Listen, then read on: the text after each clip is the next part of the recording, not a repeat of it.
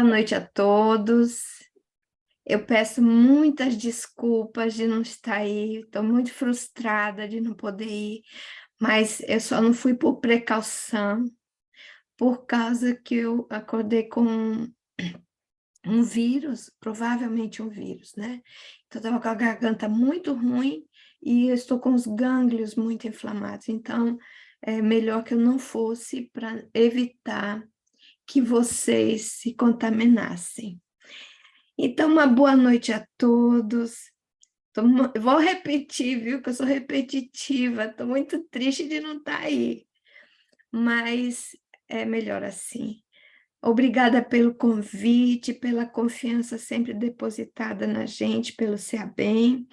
E o tema dessa noite diz respeito a todos nós que vivemos fora dos nossos países. Trazemos os nossos filhos ou os temos em outra pátria.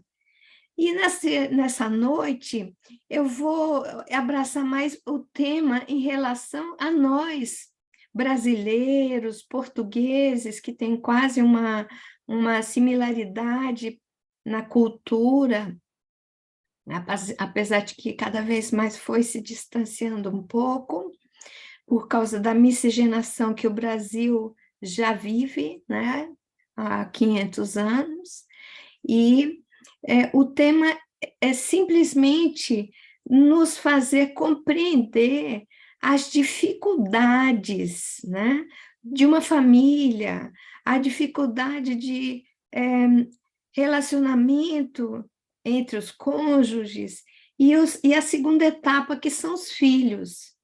E com uma visão, eu vou dizer aqui até um pouco pessoal da minha parte, e vou focar muito a minha experiência, porque ela é muito parecida com a de todo mundo.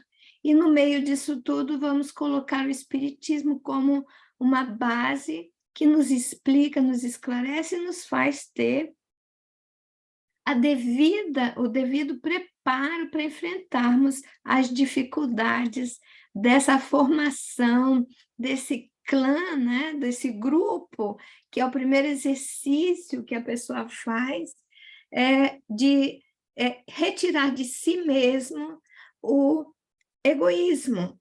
Porque a família, a primeira possibilidade que a gente tem de exercitar essa luta íntima contra o egoísmo, principalmente no momento da maternidade, da paternidade. Então, tudo começa assim. Eu não estou conseguindo passar a... Deixa eu ver agora. Nós todos, principalmente nós que somos sul-americanos, e as crianças em geral que viveram na Norte América, Centro-América e América do Sul, fomos impregnados pelas histórias dos príncipes e das princesas, e de viveram felizes para sempre. É sempre aquela moça que é pobre, ou que vem de uma determinada casta, que encontra um príncipe, primeiro é tortuoso, encontra as dificuldades, as invejas, os obstáculos, mas, enfim, se casam. E viveram felizes para sempre é algo que a gente tem que lutar para entender que a coisa não é bem assim. Não é bem assim. Nós vamos viver em crise para sempre, o que é absolutamente natural na convivência humana, já que nós viemos de duas famílias diferentes para fazermos a proposta de criar a nossa mesma. Então, nós vamos falar rapidamente sobre, atualmente, os tipos de família. Nós temos as famílias tradicionais, pai, mãe e filhos, nós temos a família monoparental, que é o pai ou a mãe solteira. Nós temos a família recomposta, que são quando duas pessoas já têm filhos, decidem viver juntos e muitas vezes trazer os seus filhos para essa união, né? A família ampliada, que ela é menos vista, né? Que é aquela família que todo mundo mora junto, perto, ou um tem uma casa do lado do outro, ou uma grande casa onde todo mundo vive, principalmente isso acontece nos sítios, nas fazendas, né? no Brasil, e aqui também tem algumas culturas que ainda permanecem assim, que ali é uma família bem ampliada. Aí são os pais, os avós, os tios, os primos, os irmãos, todo mundo convivendo dentro de um mesmo ambiente. Esse é um laboratório muito complicado, mas muitas vezes funciona, depende da afinidade que levou essas pessoas a serem parentes, né? E da capacidade de convivência que elas criam. A família binuclear, ela também é bem complexa, porque é quando o casal se separa e tem filhos. E é um grande desafio quando ele fica 50% com a criança e a mãe 50% e a criança no meio. Se separar quando se tem filhos, deve-se tomar em conta a nossa necessidade de sermos maduros para não estragar uma vida, ou duas, ou três, depende da quantidade de filhos que a gente tem. Porque a maioria das pessoas que ficam ressentidas com essa separação, ou mesmo por curiosidade, ou mesmo por necessidade de se mostrar melhor para o filho do que o pai, do que a mãe, no caso, começa a colocar a criança no meio como bucha de canhão, ou perguntando o que seu pai está fazendo, o que sua mãe está fazendo, como é a vida dele, o que faz, quanto é que gasta, olha, e a chegar ao ponto de uma alienação parental, né? Que é quando o pai coloca a criança contra a mãe, ou a mãe coloca a criança contra o filho, a criança contra o pai. E aí a criança nesse meio, ela não vai crescer saudável, ela vai ser o adulto do futuro inseguro, que vai ter dificuldade de formar a própria família, vai ter medo disso tudo, ou pode se tornar, inclusive, coisas piores, né? Porque se torna uma criança machucada e muitas vezes com uma carga muito grande de culpa, o que não é justo. As pessoas não podem usar uma criança para se agredir, não pode usar uma criança para resolver os seus problemas. Uma criança não tem capacidade, nem tampouco deve ouvir os problemas que geraram a separação, só depois de determinada idade. Nós temos hoje em dia a família homoparental, nós temos a família da mulher empreendedora, a mulher que trabalha fora, que é um modelo que veio se desenvolvendo nas últimas décadas do século mais fortemente, digamos assim, quando a mulher começou a passar a tomar um espaço dentro da área empresarial e como funcionária. E isso é um momento difícil, uma fase difícil para essa família, porque essas mulheres estavam sempre em casa, tomando conta dos filhos na história, né, da humanidade, elas eram praticamente obrigadas a fazer isso, e elas começaram a sair deste âmbito e desenvolver a própria capacidade intelectual para que tenha uma recompensa emocional da vida que leva, e com isso ter filhos e serem empreendedoras só pode gerar uma prole mais equilibrada se houver uma união entre os cônjuges de colaboração.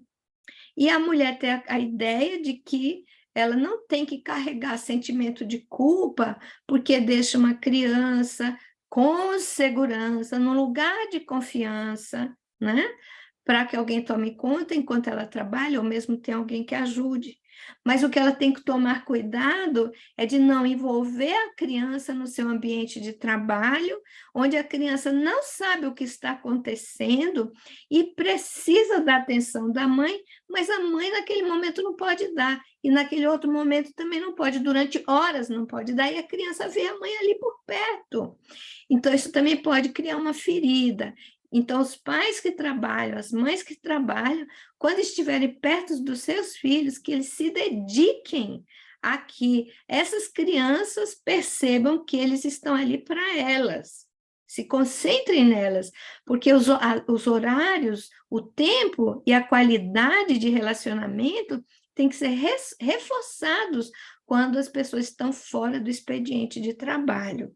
Então, isso ocorre muito, porque antigamente o homem trabalhava 100% e a mulher não. Hoje em dia, graças a Deus, a mulher já saiu desse âmbito e já pode ter sua própria profissão, já pode trabalhar, já pode ajudar na melhoria do sustento da casa, das despesas, mas a gente vai adiante quando acontece da gente se casar com alguém que é de outra cultura. O que acontece? Nós viemos de um país tropical, abençoado por Deus e bonito por natureza, e a gente muda para um outro país. Dá para ser feliz lá? Dá. O problema é a gente viver uma realidade que não é aquela que os contos de fadas nos trouxeram, de que a gente vai viver feliz para sempre, porque os problemas, eles existem. Só que quando você sai de um país quente e vai para um país nórdico, um país muito gelado, um país com pouco verão, então, se você não se preparar, vai ser muito difícil você aceitar viver aí.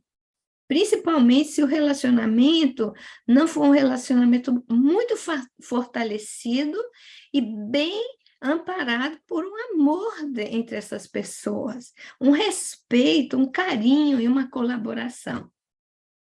E qual a diferença de casar com alguém da mesma, qual é a diferença de casar com alguém da mesma cultura em relação a casarmos com outra pessoa de outra cultura? Teremos os mesmos problemas básicos que tem os casais da mesma nacionalidade. Isso é inevitável. Nós vamos ter que pagar conta, nós vamos ter o desafio das doenças, nós vamos ter o desafio da sobrevivência e o desafio da construção de um relacionamento, mesmo que a gente seja da mesma cultura, porque já é muito complicado equilibrar um relacionamento com duas pessoas que nasceram no mesmo país, que falam a mesma língua, que têm a mesma cultura. E, além desses, vamos dizer assim, até transtornos naturais, né, de adaptação, porque cada um foi criado por uma família diferente, né? Então, cada um tem uma bagagem diferente de educação, por mais que seja boa essa educação, há diferenças, né? Então, a gente vai ver que essas diferenças entre brasileiros e suíços, elas estão, por exemplo, nos fatores legais. As leis são algumas diferentes. O Brasil tem uma grande capacidade da gente fazer de burlar leis, né? De dar um jeitinho brasileiro. Na Suíça, não, a gente tem que cumprir com a lei. É um dos países mais justos do mundo, né? Onde a lei vale, conta. Fatores sociais. A gente vai ver que há uma diferença grande entre, por exemplo, o lazer dos suíços e os lazeres dos brasileiros. Aí a gente já começa a achar assim, no início, o suíço vai com a gente uma vez, outra vez no shopping, vai para a praia, tudo é lindo, tudo é maravilhoso. Aí quando eu não casei com suíço, sou casada com brasileiro, né? Mas um brasileiro que tem uma raiz europeia muito grande, porque minha sogra era ucraniana e meu sogro era alemão, né? Que foi obrigado a ser alemão, porque ele era apátrida. Ele foi ucraniano, ele foi húngaro, ele foi austríaco, e no final, depois de 30 anos apátrida, ele se tornou alemão. Quer dizer, ele foi criado nesse ambiente, inclusive de escola suíça. Então, eu sei bem como é que são as coisas. Agora, para mim, é bem mais ameno, porque meu marido nasceu no Brasil e fala excelente português, foi criado lá. Então, a gente tem menos conflitos do que essas pessoas que casam, né, com um suíço, com um alemão, com um austríaco. Vou falar dessas 3 nações que falam alemão. Então, a moça chega aqui, já cansei de ver, eu também já caí nessa armadilha com amigos que nos convidaram para passear, para ir ali fazer um Wandero, e você ter que andar 6, 8 horas, já sem aguentar, subir e descer, que não sabe mais para onde é que vai. E aí, quando o suíço me convida para fazer um Wandero, eu digo, não, obrigado, se você quiser, vai lá em casa, que eu vou fazer um feijãozinho para você, mas eu não vou, porque é muito, muito, muito esforço. Mas Quando a gente está apaixonado, então a gente faz tudo que o namorado quer. Então, tem muitas brasileiras que casaram e tudo, e hoje, quando a gente convive com os maridos dela, ele fala: ah, antes dela casar comigo, ela fazia esses passeios. Vândaro é passeio, é caminhada, né? Ele chama a gente: vamos ali fazer uma caminhada. Aí você pensa que vai andar 5 quilômetros, não, você vai andar 30 quilômetros, no mínimo, quando eles fazem pouco, né? E fala assim: nossa, a minha mulher agora começou até a melhorar, porque está abrindo mais shopping center na Suíça. Então, tudo isso, a falta que um sente de uma coisa, o outro sente de outra, né? Então, a cultura vai entrando aí e pode criar, sim, conflitos, né? A gente vai vendo que há fatores também culturais, que são bem interessantes. Vai comparar o carnaval do Brasil com o carnaval na Suíça, a gente acha até que é inocente o carnaval da Suíça, em comparação com o carnaval do Brasil. Principalmente eu que vivi em Salvador, eu vi o que é um carnaval de rua ali. A gente vai para um churrasco de Suíça, a gente vai comer cévola, enquanto a gente estava acostumado a comer churrasco brasileiro. Então, tudo isso, as crianças estão vivendo, elas estão registrando, elas estão tendo essa riqueza desde o nascimento, dentro desse núcleo familiar, que elas ficam assim pensando, sem perceber que ela está sendo influenciada por duas culturas. E há um choque na educação, porque o pai acha que a criança deve ser educada como ele foi educado na Suíça. A mãe acha que ela deve educar a criança como a educação que ela teve dos pais, e assim por diante. E a criança está ali também no meio. Outro ponto que nós brasileiros temos, e que aqui não era normal, eu vivo aqui há 30 anos, não existia prestação.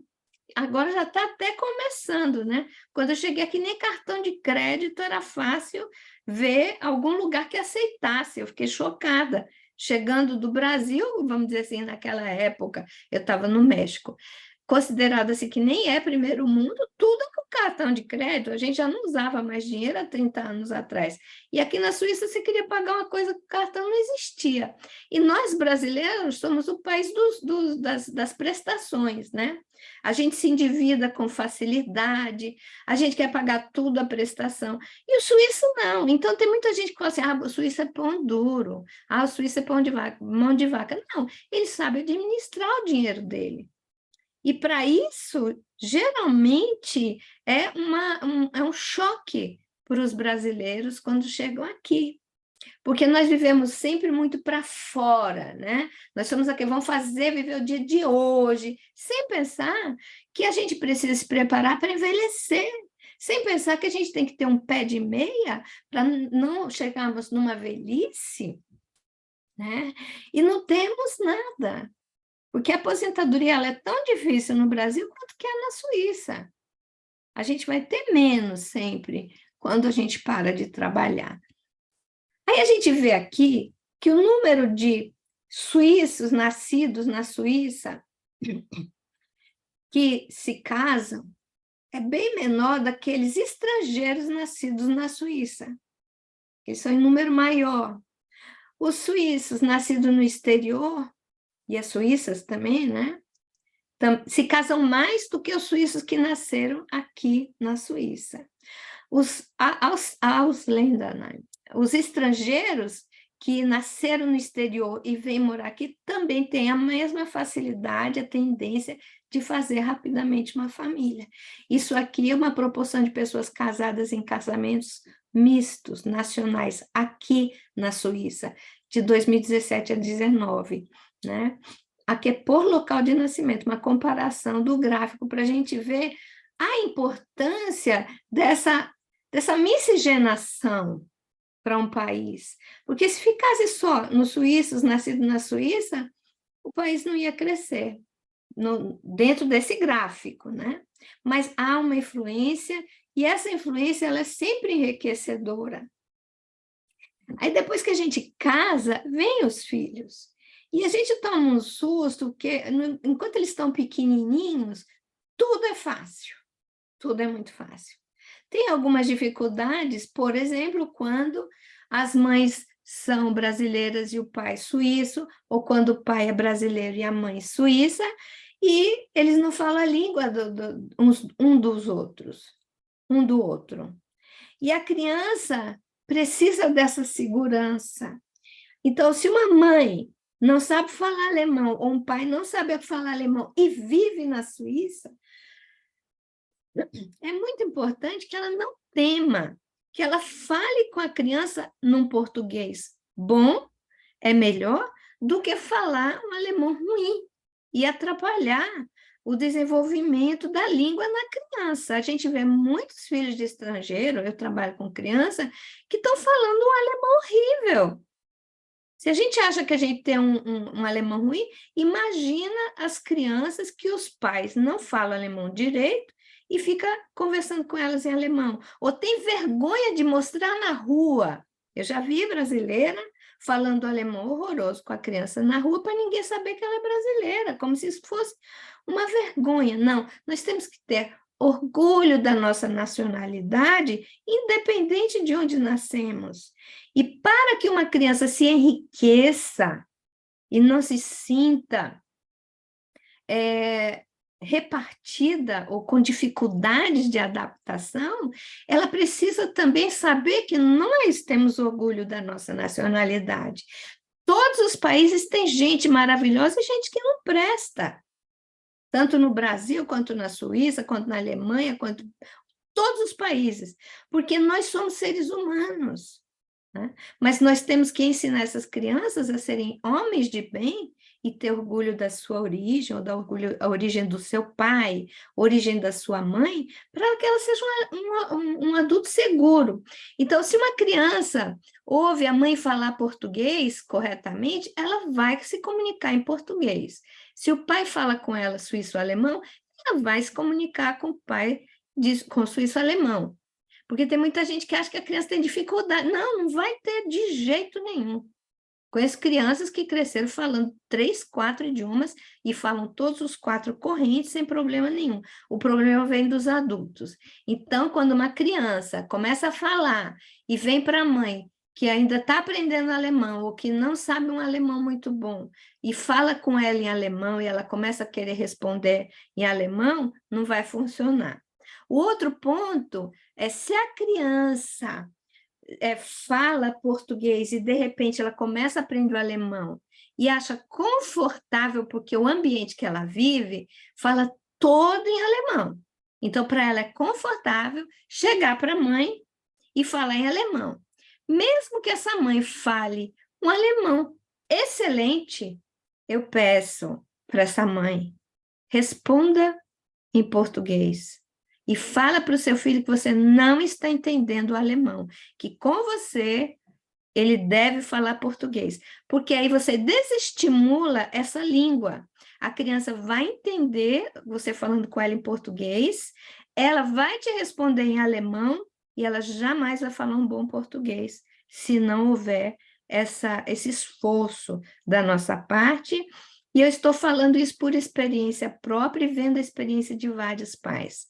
Então, eu já falava alemão no terceiro filho, os 2 outros eu não falava alemão, eles falam excelente português, mas o terceiro eu já falava, ele vinha falando comigo em alemão, e eu, querendo manter a língua, falava com ele em português. Resultado é que ele entende tudo em português, mas não fala português. Então, isso a gente não pode permitir que, além das dificuldades culturais, a gente deixe também um obstáculo do idioma que vai também abrir dificuldades dessa criança conviver com a nossa família dos 2 lados, que ela vai conviver com o suíço-alemão, sem dificuldade que ela vai falar suíço-alemão, inevitavelmente ela vai falar alemão, a gente não precisa se preocupar com isso, mas ela não deve perder a sua língua de herança materna ou a língua de herança paterna, ter as duas. Isso é muito importante para a família, é muito importante para o desenvolvimento neuronal dessa criança no âmbito dos idiomas e abre fronteiras para aprender outras línguas, porque a germânica tem uma raiz e o português tem uma raiz latina. Então ele não vai ter dificuldade de falar italiano, francês, espanhol e outras línguas de base latina. E ele não vai ter dificuldade nenhuma de falar as línguas também com raízes germânicas. Então, a gente só vai estar ajudando a cultura do nosso filho a ampliar. Mas eles crescem. E é um susto quando chega a puberdade e a gente não pode mais agir como a gente agia na nossa família, como nossos pais agiam com a gente. Fica quieto, não fala nada agora. Você não foi chamado na conversa. Fica lá, depois eu falo com você. Não pode mais ser assim. Você vai ter uma grande dificuldade de adaptação com a cultura que essas crianças vão receber na rua, num país que não é seu. É uma criança que vai chegar em casa e vai cobrar de você coisas que no nosso país seria tabu. Então, é muito importante falar com essas crianças sobre droga, sobre amizade, sobre o amor, ter ouvidos abertos para chegar lá nas suas dificuldades e não levar tudo como uma agressão e ficar entristecido ou entristecida, porque essas crianças não estão correspondendo àquele amor que você acha que necessita como pagamento de tudo que você já fez para aquele ser. Porque a vida de pai e de mãe, ela tem que ser a vida que ama por amar, mas não ama para cobrar uma recompensa de um filho. Se eles tiverem que recompensar você, vai ser depois, em geral, porque nem todos são almas maduras, enriquecidas de amor. Então, tem muitos filhos que só vão recompensar a gente lá na frente, na maturidade. Então, faça o melhor de você e não se magoe com as coisas que seus filhos vão apresentar para você depois na adolescência e na pré-adolescência. Mas será uma virtude o amor materno ou um sentimento instintivo comum aos homens e aos animais? Os espíritos, isso é a pergunta 890 do livro dos espíritos, os espíritos dizem uma coisa e outra coisa. São as duas coisas, perdão. Uma e outra coisa. Tanto é uma virtude de amor, quanto um sentimento do instinto. Porque nós fomos animais. E você vê que até no reino animal, na maioria dos animais, principalmente mamíferos, a prole depende muito da mãe ou do pai. Em alguns casos, mas em geral é da mãe. A natureza deu à mãe o amor a seus filhos no interesse da conservação deles. E aí você vai ver que, por exemplo, uma vaca parida, né? Ela protege a criança de uma forma terrível, um cachorrinho. Então, você chega até hoje, vocês podem observar, uma galinha, se você for chegar perto do pintinho, ela vai te avançar, ela quer defender, é instinto. Mas em nós, além desse instinto, nós, seres humanos, persiste essa proteção, esse amor pela vida inteira. A gente não se separa, em geral, dos nossos filhos. Tem algumas pessoas que se separam. E tem filhos que se separam dos pais e os abandonam. Aí é outra coisa. Aí a gente vai estar falando de ingratidão e problemas de laços de amor, de laços de consciência, de níveis de consciência. Mas, em geral, esse amor persiste a vida inteira e comporta um devotamento e uma abnegação que são virtudes. Só seres humanos têm virtudes complexas. Porque a abnegação, esse negar-se a si mesmo, só o ser humano é capaz. Apesar que a gente vê em determinados animais reações e ações que acham que, puxa vida, isso é uma abnegação desse bichinho, mas ele ainda não é consciente disso. E nós somos conscientes. E nós fazemos pelos filhos tantos atos de abnegação sem reclamar, como cuidar de uma criança de noite, passar pelos primeiros meses de vida dessa criança num cansaço de se acabar e tentando sempre manter a alegria, a calma. A gente sente aquele amor profundo porque a natureza fez em si que nós sejamos os protetores desses seres que nascem para cumprir mais uma reencarnação. E esse amor é tão grande que ele sobrevive mesmo à morte e acompanha o filho além do túmulo. E às vezes a mãe, mesmo a mãe partindo e o filho ficando, a mãe também vai acompanhar esse filho. Mas eu peguei aqui um pouco do Augusto Cury, que ele fala muito igual a Joana de Ângeles. Eu estou fazendo um outro trabalho para apresentar sobre família, que é totalmente Joana de Ângeles. Mas hoje, no nosso tema, eu vou colocar um pouco de Augusto Cury pela admiração que eu tenho pelas dicas que ele dá de educação na atualidade. Então, nós vamos falar de bons pais. E ele diz assim, olha como a gente tem que prestar atenção nisso. Bons pais conversam, né? Ou seja, senta e fala com o filho, olha, meu filho, não faz coisa errada. Quando alguém chegar perto de você, quiser te bater, corre, meu filho. Meu filho, olha, já faz a lição de casa, faz a lição de casa. Se você quer ser alguém na vida, estuda. Isso é conversar. Mas pais brilhantes dialogam, ouvem o filho com calma. Às vezes o filho está irritado e às vezes até colérico, que a gente vai ter uma convivência agora cada vez maior com crianças coléricas, porque a incapacidade de relacionamento, a incapacidade de administrar os próprios sentimentos, pela falta de convivência social, pela falta de tempo disponível para exercer esse relacionamento com os pais, com os irmãos, com os primos, com os tios, que é extremamente saudável e habilita o ser humano a dialogar e não a agredir. Então, esses pais brilhantes, eles dialogam buscando penetrar no cofre dos sentimentos dos filhos. E eu tenho tido grande experiência agora sendo avó, com tudo que a minha filha estudou para ser mãe. Ela foi ler não sei quantos livros, e eu olhando para ela hoje em dia, eu lembro da minha família, porque eu não fui criada assim. E eu tenho que me esforçar para poder seguir o modelo dela, que eu acho muito legal até certo ponto. Por exemplo, a criança está chorando, não tem motivo, está embirrada, está com raiva, ela abraça a minha neta e diz, eu entendo que você não está bem.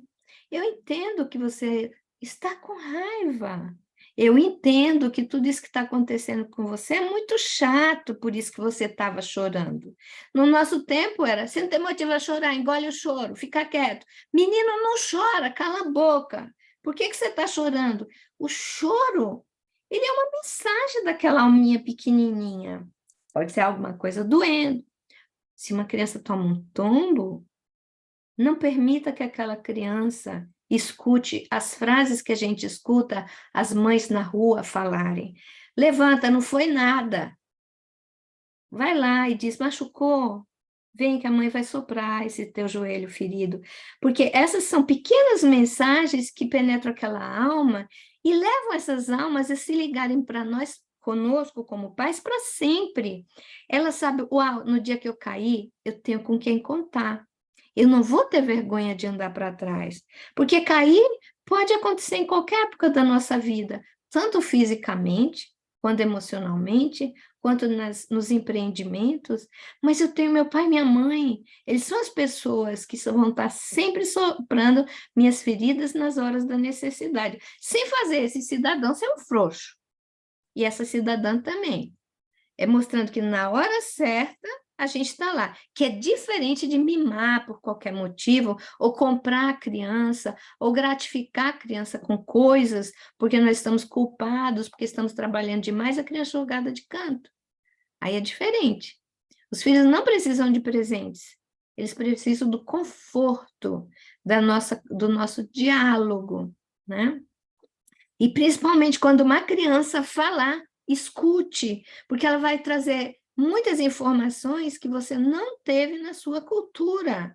Eles são, sim, crianças estrangeiras. Quando eles nascem num país que a nossa cultura não está inserida, essa criança tem uma bagagem estrangeira para nós. estranha para nós. Essa criança tem uma outra nacionalidade. A gente pode até receber um passaporte, mas o nosso arquivo psicológico, as nossas tendências, elas vieram de outro país onde a gente nasceu e cresceu.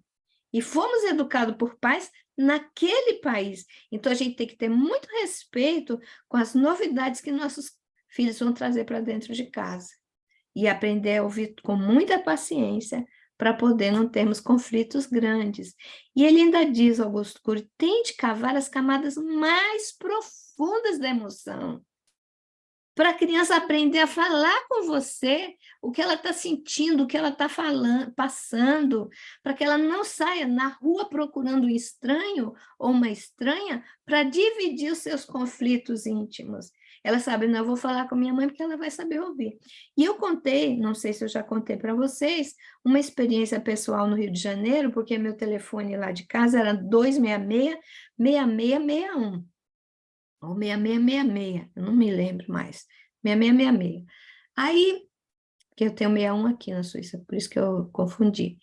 E eu recebi um telefonema, minha filha tinha 2 aninhos de idade, quando eu morei no Rio com meu marido, e me ligava e falava, eu vou pegar sua filha e cortar de canivete, cortar com faca aos pedaços.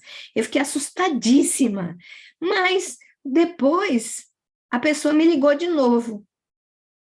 E aí ele falou a mesma coisa, eu vou pegar sua filha, vou fazer isso, vou fazer aquilo.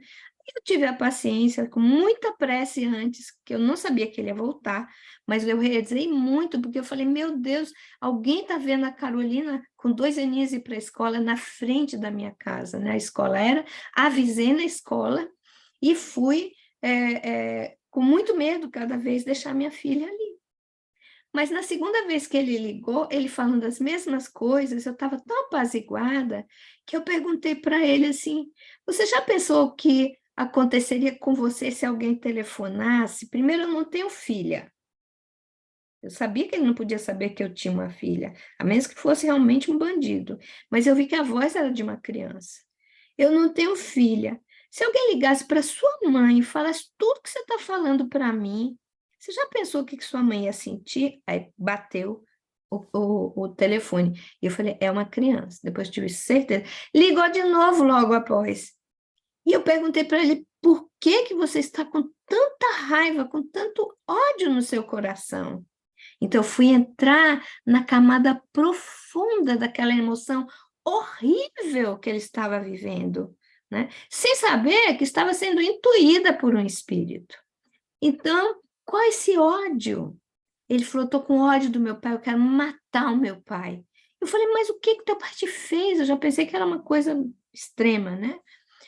Meu pai, ele fez muito mal para mim porque eu contei para ele que eu estava apaixonado por uma menina. Eu falei, quantos anos você tem? Ele, 12.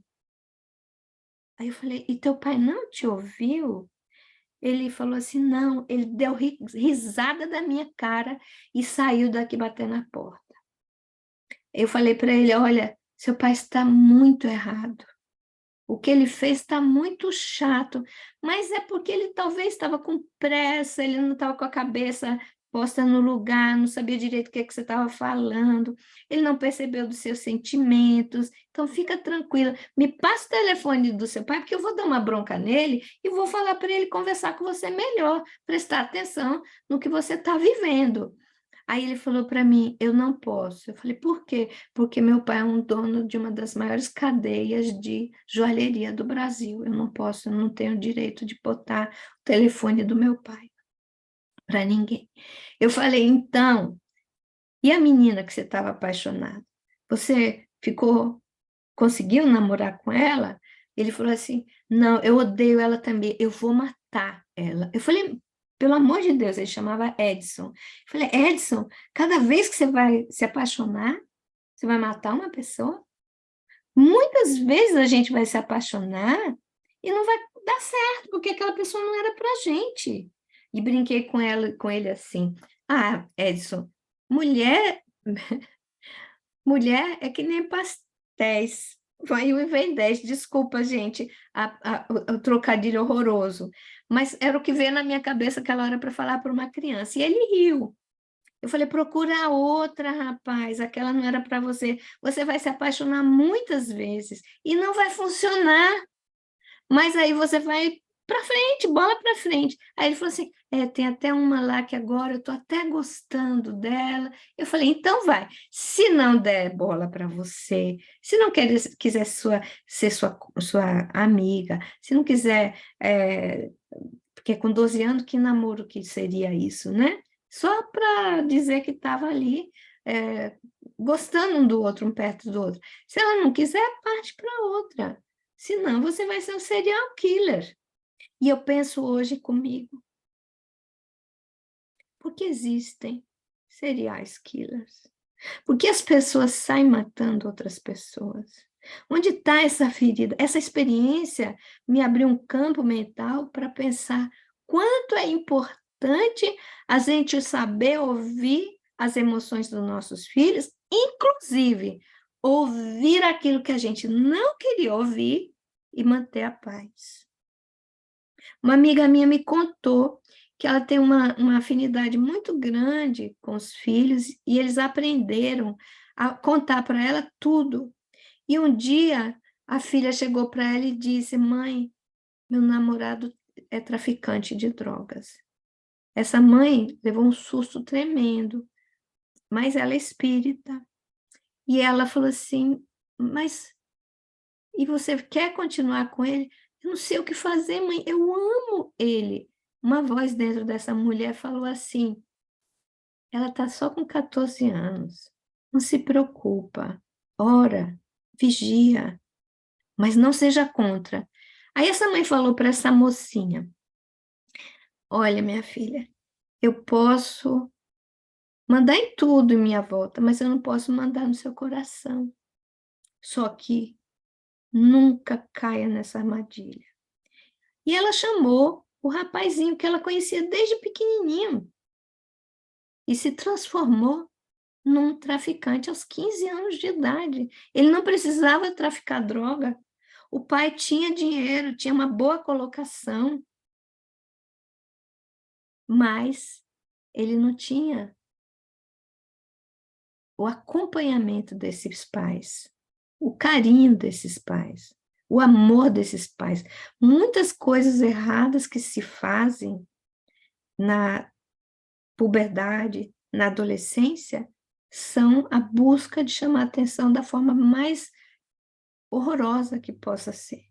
Então, a gente esteja preparado para isso, porque o mundo lá fora vai pegar os nossos filhos, vão tentar levar eles para caminhos que não são bons, e nós temos que lembrar que nós não somos pais perfeitos, que nós somos pais imperfeitos, mas a gente tem que fazer um esforço muito grande para planejar como podemos ajudar os nossos filhos com as nossas imperfeições a que eles tenham um crescimento saudável e se transformem em homens de bem, mesmo sendo filhos estrangeiros, muitas vezes estranhos ao nosso padrão educacional.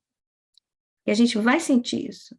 E principalmente com uma autoridade que não lhes pertence, né?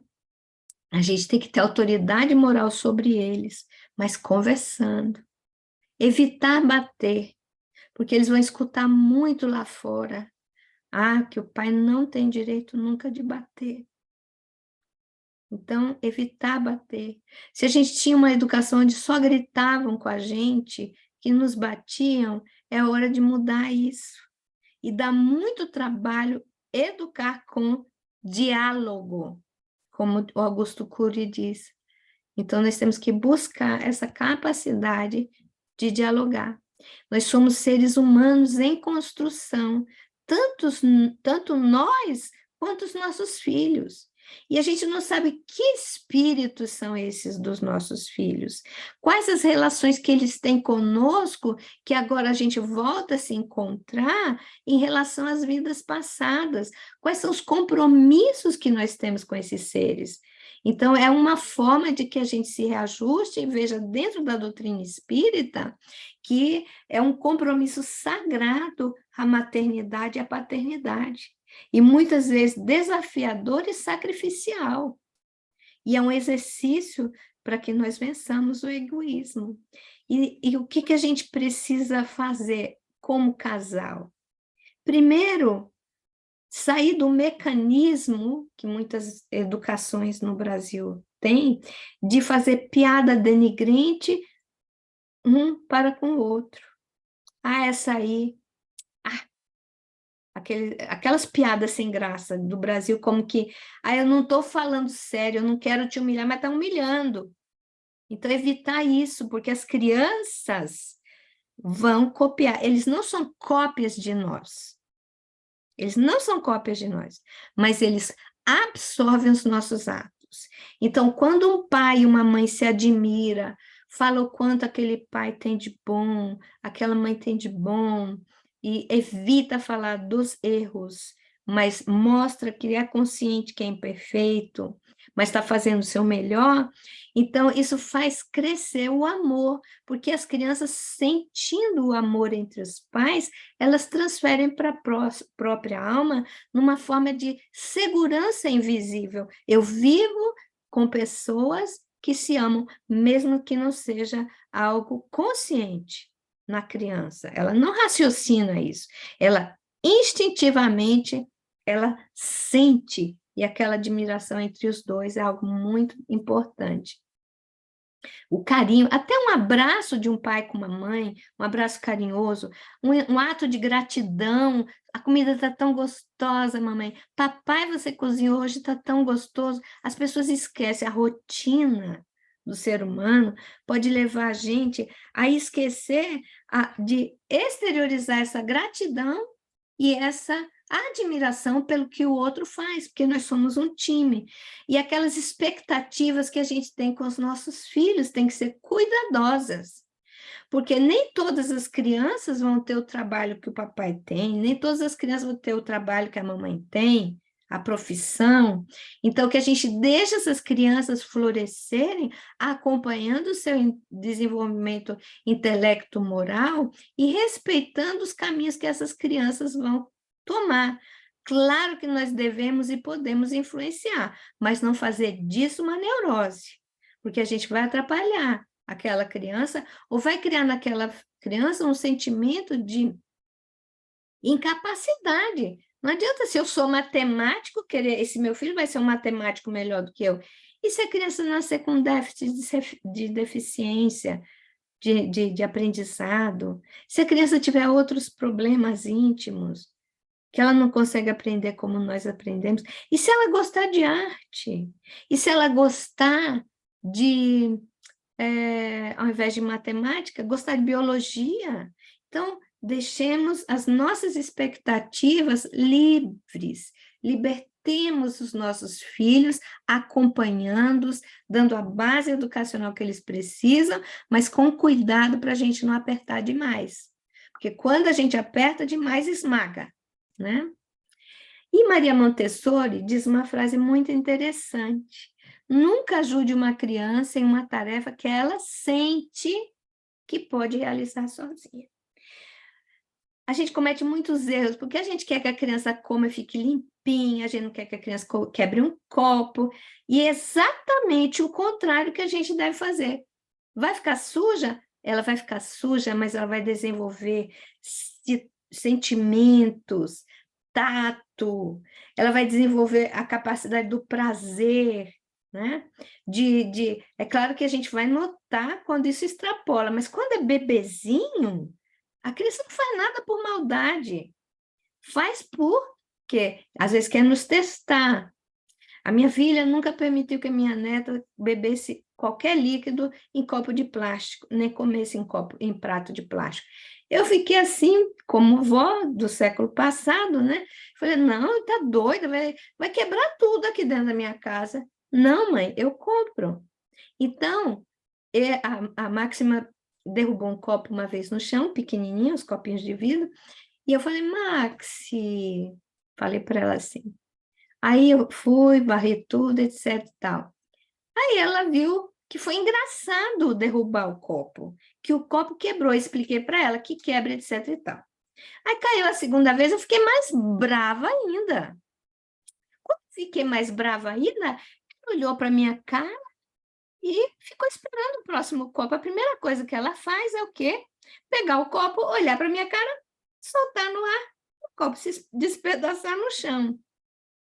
Mas ela só fazia isso comigo, não fazia com a mãe. Porque a mãe nunca falou para ela assim: por que que você fez isso? Sabe o que minha filha fala? O que que você está vendo de engraçado? Está testando o quê? É legal, né? O copo quebra todinho, é vidro, mas vai machucar o pé de quem andar. Então a gente tem que ter cuidado para não derrubar o copo. Aquela conversa que vai acrescentando na mente da criança uma porção de conhecimentos que a gente não nota que são importantes. Olha, o macarrão que você está comendo, se você engolir ele assim inteirinho, sem mastigar, vai engasgar. Aí a criança, a primeira coisa que faz é chupar o macarrão inteiro. Então, ao invés disso, a gente fala: ah, que legal, agora você já pode mastigar o macarrão, você já está grande, né? Que legal. E a criança vai comer com a mão do jeito que for, mas ela precisa experimentar isso. Naquele negócio que a gente tinha naquela época, claro que quando é muito bebezinho ainda não tem coordenação motora, né, nos 5 meses em diante, quando a gente já pode experimentar algumas papinhas, a gente até pode botar na boquinha da criança, mas depois botar para ela mesma fazer. A gente faz 1, 2 colherzinhas e já ensina a pegar na colherzinha. São experimentações. E a educação da Maria Montessori é uma das mais fantásticas no âmbito do desenvolvimento, principalmente na primeira infância. São crianças que vão ser muito mais bem resolvidas, muito menos temerosas, e vão ser crianças que se desenvolvem muito o tato, o motor, motor, eu esqueci em português como é que é. A, ok, vocês já entenderam, que é a Coordenação motora. coordenação motora, o motores, a gente fala em alemão, a coordenação motora, tudo isso, e fica tão bacana para a criança ela se sentir capaz de fazer as coisas. E nós, seres humanos, já nascemos impacientes. Existe um estudo da doutora Sarah Schnittke, né? Que ela diz que na neurociência da paciência, que as pessoas elas precisam compreender a necessidade de desenvolver a paciência, e na educação, mais ainda. Então, existe uma geração de 75% mais de serotonina quando a gente sabe que vai ter uma recompensa daquela paciência que a gente está tendo.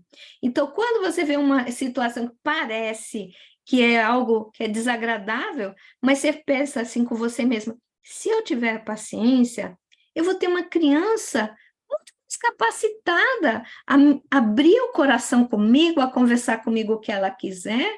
Se eu tiver paciência, eu vou estar ajudando no desenvolvimento dessa criança. Ela vai ser muito mais adequada, ela vai ser muito mais maleável de aprender algo que eu queira ensinar, mas tem que ter paciência. E essa serotonina é o efeito da paciência. Com o passar do tempo, a gente vai ser paciente por default, porque a gente vai construindo isso dentro da gente. Eu vou ter que pular uma porção de coisa que o nosso tempo já está acabando, faltam 4 minutos, e eu vou ter que ir lá para frente, né? Por isso, foi por isso que Deus fez do amor filial e do amor paterno um sentimento natural, porque nós juntos trabalhemos em comunidade, em grupo, né? Foi para que, por essa afeição recíproca, olha, voltando para como é importante a afeição recíproca dos membros de uma família. Foi por essa afeição recíproca, os membros de uma família se sentissem impelidos a ajudar-se mutuamente, o que, aliás, com muita frequência se esquece na vossa sociedade atual.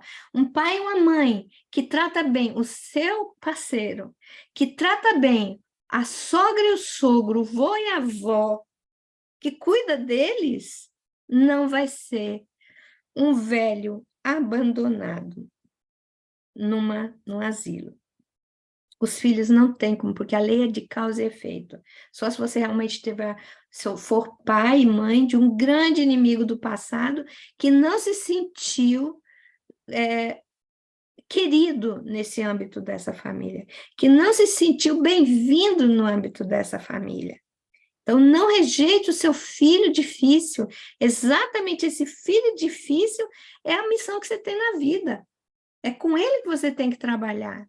É com ele que você tem que vencer os obstáculos para que não seja pior depois.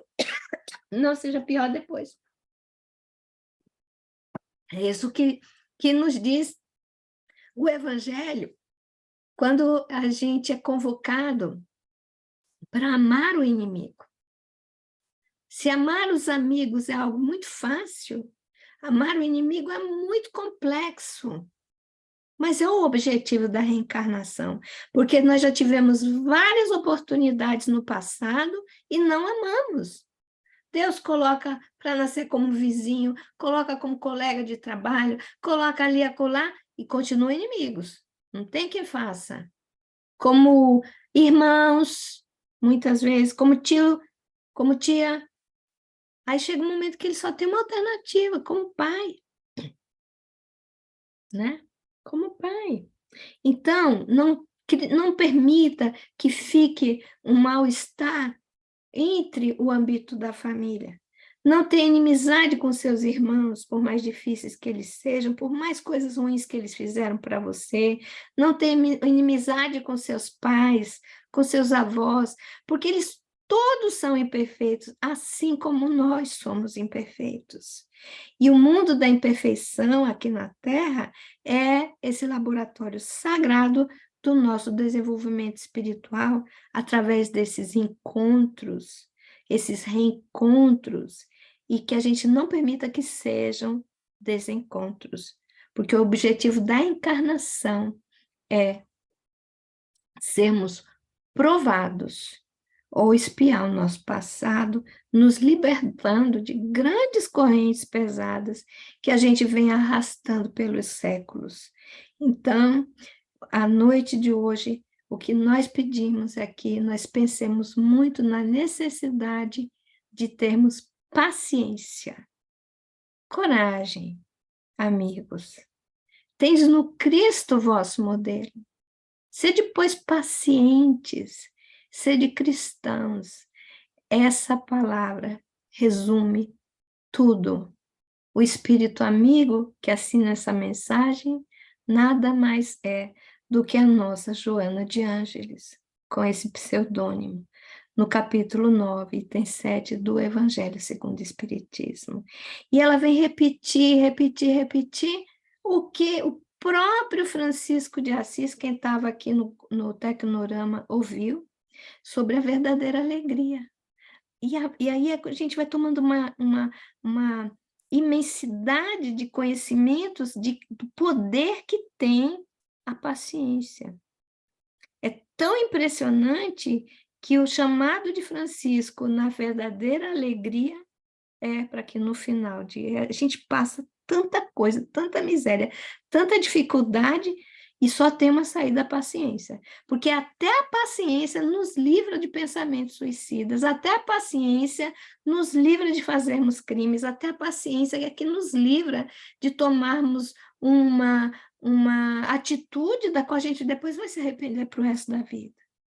Então, para ser cristãos, temos que ser pacientes com os nossos filhinhos estrangeiros. Muita paz para todos.